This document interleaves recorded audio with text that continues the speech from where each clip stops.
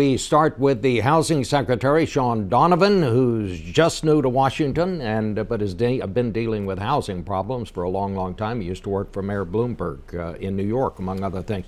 Mr. Secretary, thank you for coming. Let's get right to it. The president unveiled this plan. It is designed to help people who are having trouble with their mortgages. It actually provides subsidies to people who don't have much equity in their homes. But there was a storm of criticism almost immediately. People began to say, and it spread across the internet, why should people who made bad judgments, why should people who made loans they knew they couldn't afford, why should I now be subsidizing them when I have played by the rules, made a mortgage, made a loan that I could afford? Why should it be up to me to subsidize these people? So let's start with that. Why should other people be subsidizing these people who made bad judgments and bad decisions? Well, first of all, what I want to say, and the president made this very clear on Wednesday in Phoenix, is that we have designed this plan to make sure that the folks who did take advantage of people, whether it was lenders or speculators or flippers, that they're not eligible for this plan.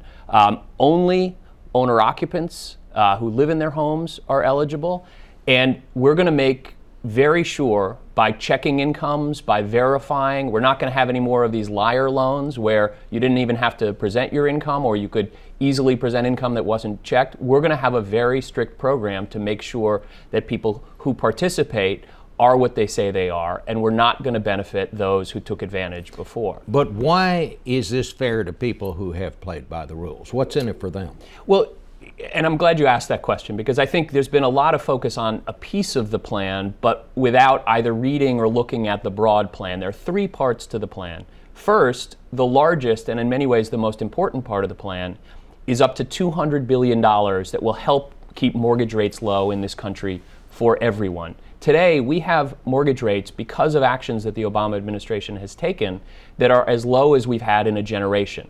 We have to keep those mortgage rates low, because anybody who's got good credit, who wants to go out and buy a new home or refinance, they benefit by having those low mortgage rates. That's the biggest, most important part of the plan. And that's money you're going to funnel into Fannie Mae and Freddie Mac? It's a backstop to Fannie Mae and Freddie Mac, who today are responsible for about 2/3 of all mortgages that get made in the United States. So it's critically important.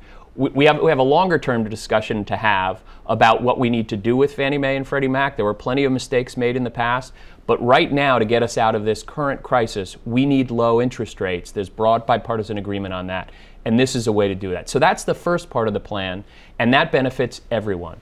The second part of the plan is we're going to allow folks who are playing by the rules, who have made every payment, but are underwater because housing values in their neighborhoods have declined, to refinance.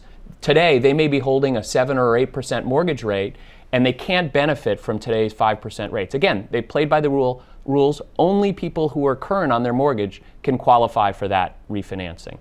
And then the third part of the plan is our modification plan. That's $75 billion. And that is the one directed at people who are struggling the most. But let's be clear, this may have started as a mortgage crisis, but today what's really driving foreclosures is people losing their jobs, not being able to pay for their health care. We have millions of families across this country, through no fault of their own, that are in trouble on their mortgages. We're going to stop speculators from getting in the plan, but we've got to make sure that folks who have played by the rules and are struggling can get some help. And by the way, let's remember that every time there's a foreclosure, a next door neighbor loses value in their house too. This plan, if we don't move forward with it, we think we'll see an additional $6,000 drop on average in every single homeowner's house in America. So this benefits, by stopping foreclosures, this benefits everyone. Do you have any idea how many foreclosures you can forestall with this? Well, our estimate is that if we take no action today, we've got about 6 million foreclosures coming over the next 3 years. We had 2.2 million last year. We're looking at a rate this year of close to 3 million foreclosures this year alone. So the problem is getting worse. 45% of all sales of homes in the U.S. in December were distressed sales, and that's just pushing values lower. So we think we can stop with this plan, with just the modification portion, 3 to 4 million foreclosures. We're not going to save everybody, but we can save the folks who are willing to keep paying and work hard. And in addition to that, we can help between 4 and 5 million homeowners who are underwater but are current on their mortgage, they're doing everything right and playing by the rules. We can help 4 to 5 million of those refinance as well to lower rates. On average, they'll save $2,600 a year. Let me just ask you this, because as I understand the plan, you will help people who the value of their house has gone down and they suddenly find they owe more on their mortgage than the house is worth, but only to a certain point. It's my understanding that it would be just slightly under what the mortgage is worth now. Those are the people you could help, but people who have seen a huge drop in how much their house is worth, this plan won't help them. Now, why not? Well, and I'm glad you asked that question, because there has been some confusion about that. The refinancing part of our plan is for people who are between about 80% and 105% loan to value. What that means is their mortgage is somewhere between 80% of the value of their house and 105%. The folks who are more deeply underwater than that, let's say they've got a house that's worth $200,000 and they've got a mortgage that's $250,000 or more, the truth is just a refinancing isn't really going to help them. Those are the folks who are eligible if they're going to make their payments for our modification program, where we will bring down the payment to an affordable level. So the 3 different aspects of the plan work together to reach everyone who we think is deserving and needs help today. You're also talking about encouraging Congress to allow a bankruptcy referee to actually modify a mortgage, which is something they haven't been able to do. In other words, you'd reduce the amount of money that the person owes. Isn't that going to discourage lenders from making more loans?